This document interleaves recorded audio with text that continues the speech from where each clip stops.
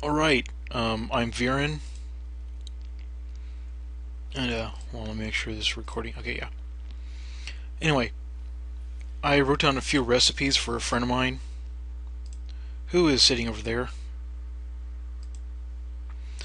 and, she wanted to hear my recipes to be able to use herself.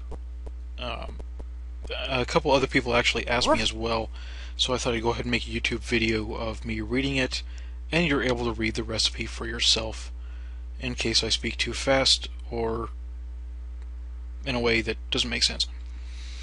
Anyway, Recipe 1. Clucky Nerdle Casserole.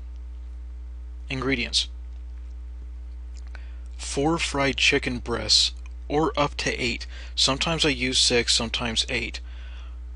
I buy them at Albertsons because, well, they're good, and I'm really not going to waste the time and effort to fry chicken breasts just to be able to use as an ingredient. I don't think so. 1 pound of spaghetti noodles, 1 thingy of either white ragu, which is Alfredo sauce, or cream of mushroom soup. Of course, the ragu sauce is a bigger can than the cream of mushroom, so look at exactly how much each one weighs, uh, amount, and then if the mushroom soup is small enough, then get 2 of them to use. You will not want to, uncondense it if you buy condensed. Just use it as is. Anyway, 1 block of shredded cheese, around 12 ounces, is what you're going to want. Maybe more if you want to eat some while you're cooking. I usually do. Lemon juice, seasoned salt of choice, an oven you're going to need, a casserole dish, whatever size you have is fine. If you have one smaller than the 8.5 by 12 by 2 that I say, then you're just going to be making more food that's going to fit in there, possibly. A colander, salt, and a dozen sliced black olives, but that's optional. Preheat the oven to 350 degrees. Prepare the spaghetti, and if you bought black olives in a can and they aren't already sliced, then slice them if you're using them. Personally, I fling a small amount of salt into the water when I'm boiling it for spaghetti. Grate the cheese block. The biggest size you should use, as stated, is around 12 ounces. Hand shred the chicken breast. Just rip it apart with your fingers. It's fine. Don't leave out the skin. That's the best part. I mean, really, that's where all the flavor is. So you're just making a, less delicious dinner if you don't use that. Put half of the spaghetti on the bottom of the casserole dish and spread it around so it's even. Use half of the sauce, whichever of the two you use, covering the spaghetti. Evenly put half the shredded chicken as the next layer. Sprinkle a little bit of lemon juice and seasoned salt, and then add half the cheese. Repeat the layers. Put the olives on the top layer, spread it around mostly for decoration. Cook for 30 minutes. You can possibly cook it for less time, since everything is already cooked. You're really just cooking it to blend the flavors and melt the cheese. It's like chicken Alfredo, but built in a way that mimics lasagna. And that was an idea I had when I was making Hamburger Helper one day, and I'm like, you know what, I can make lasagna, but using this. So, yeah, that was the idea. Anyway, Recipe 2. Caramelized eggs. Ingredients: fresh eggs, 2 tablespoons. Sorry, I read that wrong because I was getting ahead of myself. 1 tablespoon of brown sugar per 2 eggs. I said 2 tablespoons accidentally because that usually happens with how I make it. Although really you only need 1. A spatula, skillet, and stove are what you're going to need as well. Pretend you're making scrambled eggs. Dump in the brown sugar and complete. Or, instead, measure out the sugar for the amount of eggs you're going to be using and pour it all in a bowl or something and mix it up with a fork before pouring it into the skillet, then make scrambled eggs. Clearly, you don't want to add salt or pepper to these eggs. If somebody you're serving it to tries to, slap them right in the hand. Do not allow them to flavor it. The flavors are really not going to work if they add anything to it at all, since you already did. Triple Quadruple Chili. Now this one is one that both at my college and among family and friends and a few neighborhoods I've lived in, I've become famous for, because they really like this thing. A cousin of mine is a vegan, and she ate 3 helpings of this, even though it's got 4 kinds of animals in it. So, yeah, if that doesn't say something. Right. Ingredients: grape jelly, honey Dijon mustard. I personally use French's. Yeah, the other brands just don't taste the same, so it'll have an effect. Red Tabasco sauce.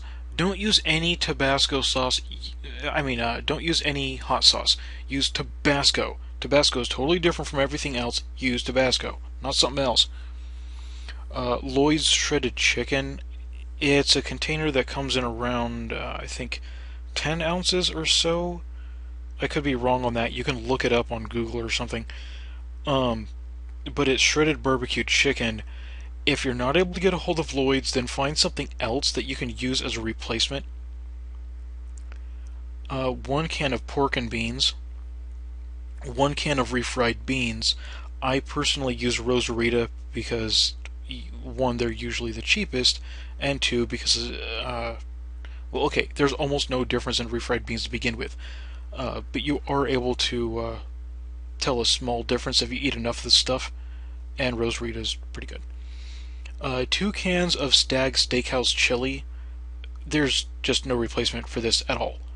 If you're not able to find that, then you're just gonna have to, make top round steak and marinate it in meat juice or something to be able to have a pale comparison.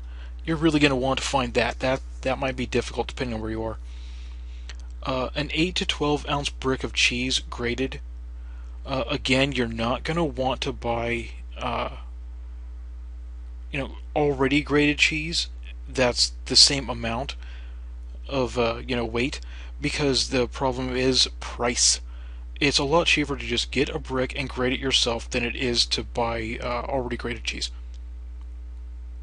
1 package of turkey dogs sliced into circles.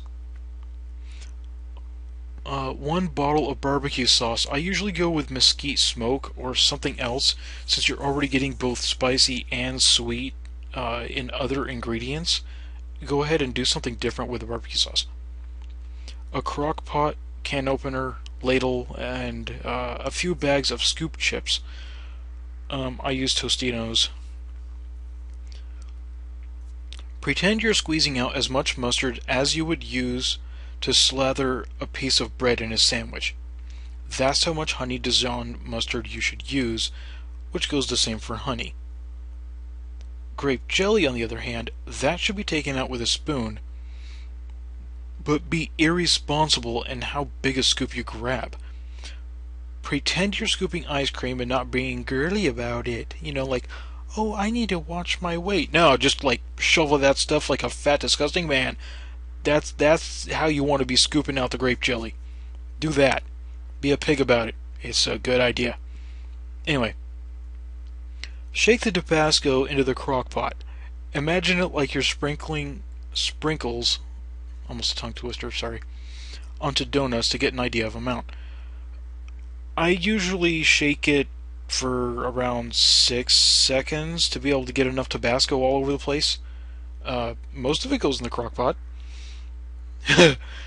Dump everything else into the crock pot, except the chips, duh, and cook on low for 6 to 10 hours.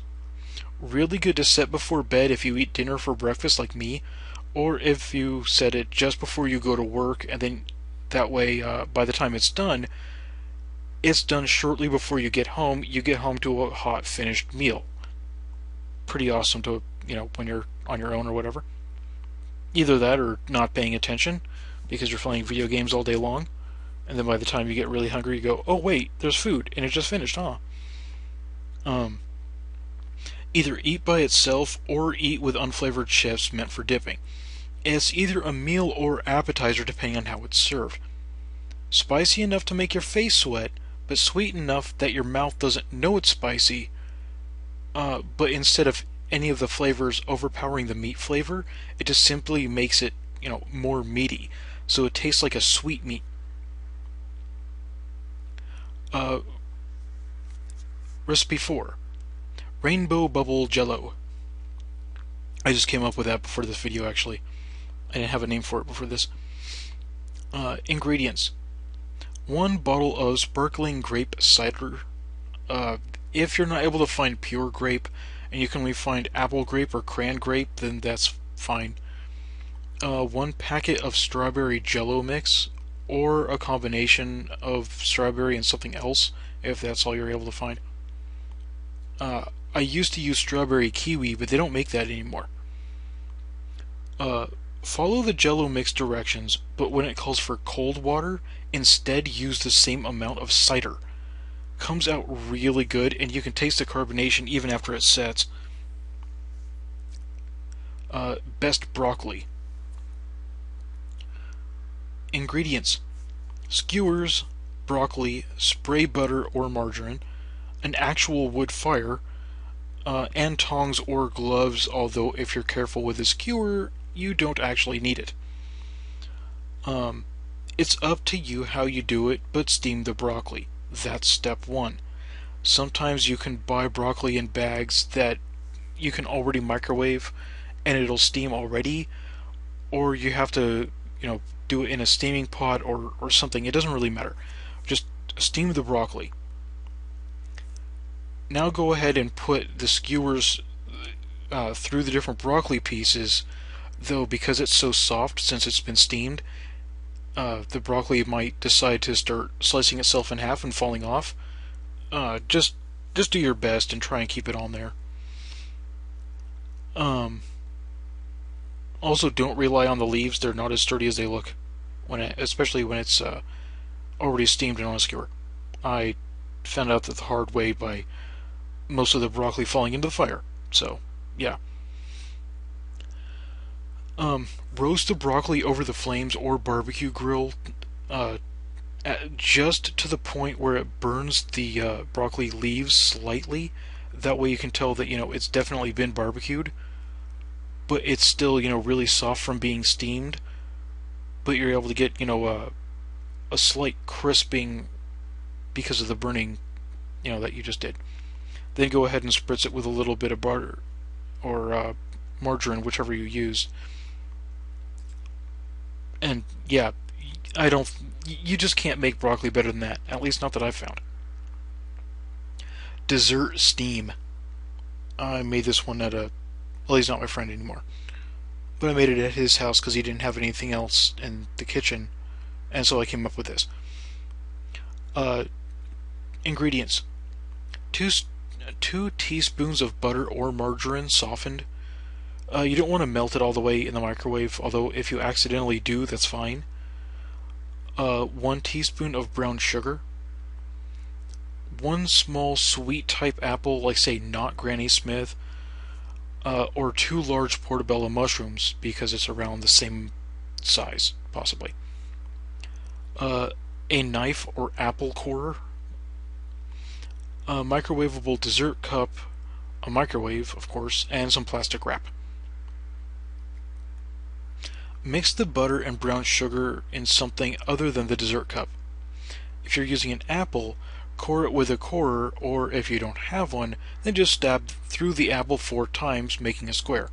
Then push the center out since it isn't attached anymore. If it's mushrooms, then those don't need to be messed with. They're fine by themselves. Peel the apple if that's what you're using.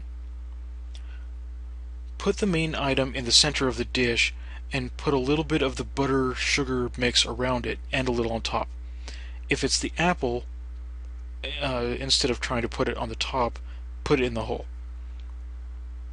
Cover with plastic wrap and microwave for 30 seconds, then check if all the butter melted. If not, do it for another 30 seconds after the air inside the bubble wrap isn't puffing.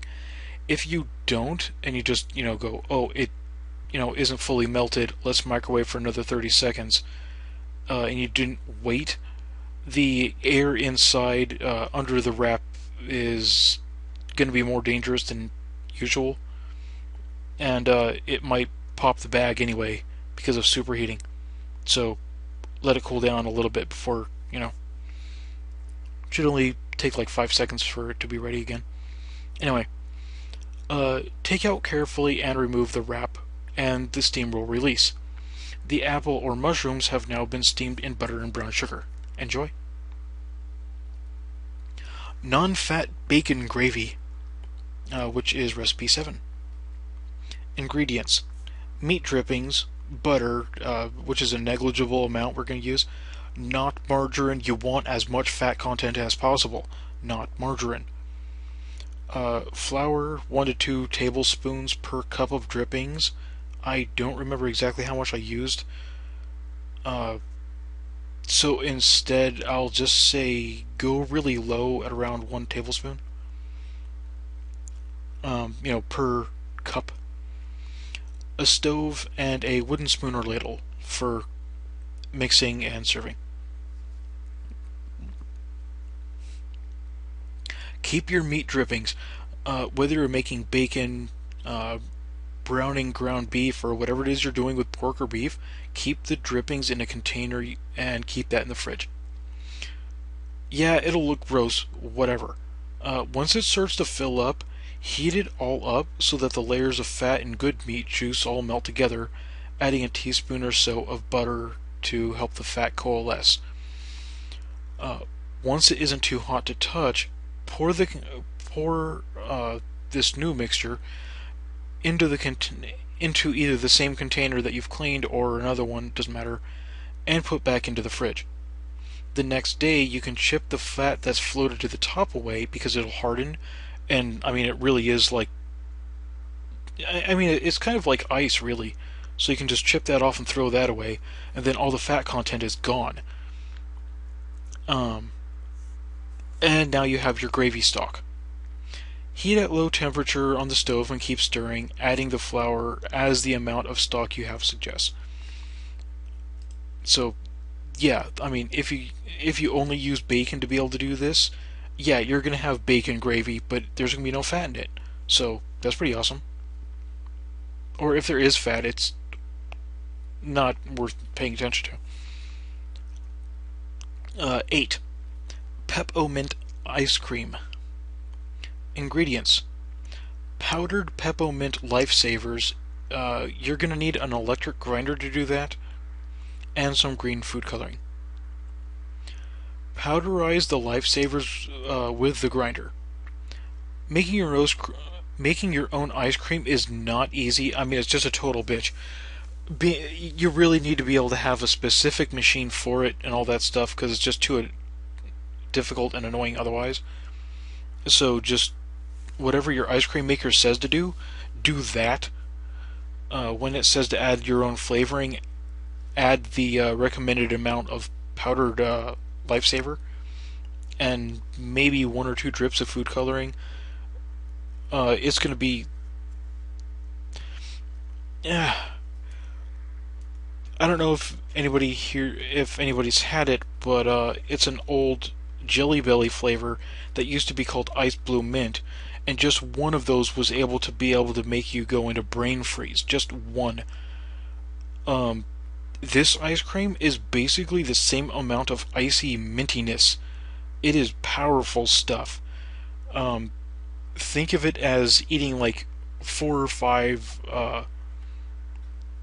what are those things? York peppermint patties. It's that amount of mintiness. It's powerful stuff. Even as much ice cream and mint as I eat, I can't handle this stuff more than 1 bowl of it per batch. So I would make it when there's a lot of people over. Recipe 9. Very meatloaf. This one is Atkins diet friendly. Ingredients: 3 cups of cashews. Uh, Use a grinder or something to be able to turn it into powder. 3 pounds of ground beef. That's the size I use when I make meatloaf. 1 to 2 cups of pickle juice. Yeah, I'm aware that getting that much pickle juice is not easy. Just go to a restaurant or ask a friend that works at a restaurant to get you a big giant bucket of pickle juice, and when they're going to normally throw the bucket away, they'll just give it to you. So, do that.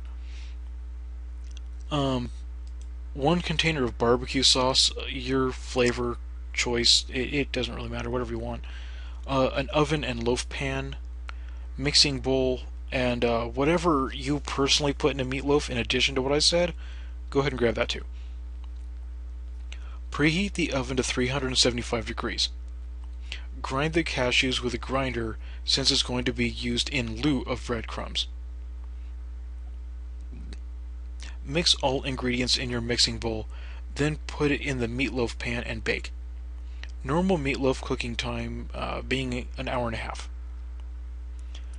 This recipe is because I like cashews more than breadcrumbs, so you can use cashew dust instead of breading for either meatloaf or breaded chicken or whatever calls for, breadcrumbs. You can use cashew dust instead. As stated, also, this does mean that the Atkins diet followers that can't have carbs can still have breaded stuff if they use cashew dust instead. People who hate the taste of nuts won't complain at this meatloaf. One of my family members really hates nuts of every kind and really liked this meatloaf a lot, so that's kind of saying something. The pickle juice doesn't make the meatloaf salty either. I accidentally added the amount I said one time, and the meatloaf came out really sweet and just great. So, yeah. And the last one on my list is number 10, meat muffins. I came up with this a couple months ago. Ingredients: a couple packages of bacon, a muffin tray, a cookie sheet that has sides on it, an oven, and meatloaf. You can use the meatloaf recipe I said before without using the pickle juice, or you can do your own. It doesn't really matter. Take out the bacon and place it around the inside of the muffin trays and line the bottom with a piece as well, folded over itself. The reason you're doing this is because you are not going to be using muffin liners. You're going to be using bacon as a muffin liner. And you're not making muffins, you're making meatloaf in the shape of muffins. Anyway, use a cookie sheet with sides under the muffin trays since the meat juice from the pork and beef will spill over easily. It actually wasn't as bad as my sister and I thought it was going to be, but you know what? Let's just be safe. So, do that. The bacon is not going to come out crisp, but instead soggy because it's, basically boiling in its own juice. So, there's that to consider. However, it will become crisper when you microwave it, and it's better then. But also, immediately when you first make it, the beef and bacon flavors mix throughout the entire muffin, so it just comes out really good. As long as you don't mind, bacon that's not, crisp. But the flavor makes up for it.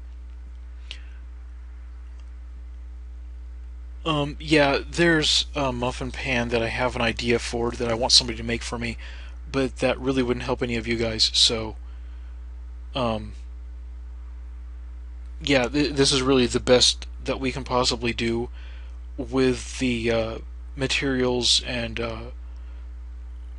other things that are actually available. So anyway, hopefully you had enough time to write different stuff down that I said, or you could just pause it and read what was written. Thanks.